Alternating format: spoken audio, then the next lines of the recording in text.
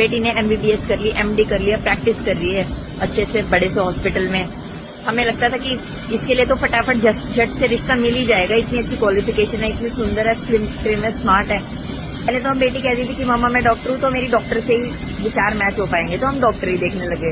अब जब डॉक्टर देखना है तो कोई कमी मिलती है, कोई 32-33 साल के तो डॉक्टर्स हो ही जाते हैं प्रैक्टिस करते करते, पढ़ते पढ़ते, इसमें तो कोई आशंका ही नहीं है। तो हमें भी लगता था चलो इसी प्रोफेशन में देखेंगे तो हमें मुश्किल भी नहीं आएगी देखने में कि डॉक्टर्स तो मिल रहे हैं, लेकिन 32-33 साल की 34 साल के बिल्कुल अंकल ही लगने लगे हैं। मतलब वो अब आजकल तो दिक्कत ये है ना, 25-26 साल में कर दो तो दिक्कत, तो बच्चों को इतनी सोच और समझ नहीं होती। उसके बाद उनके 29 तक विचार थोड़े से और डेवलप हो जाते हैं, फिर उनकी प्रेफरेंसेस और चॉइसेस और अलग हो जाती है।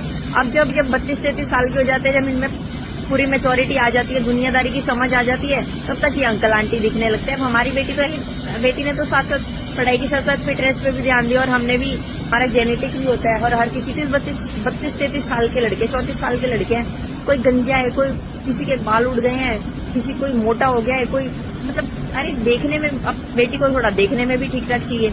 अब हमें डॉक्टर लड़की ठीक ऐसे ही मिल रहे थे, तो फिर हमने कहा चलो दूसरी स्ट्रीम्स में देख लेते हैं कि भाई विचार तो तुम्हारी किसी के साथ भी मिल सकते हैं ना।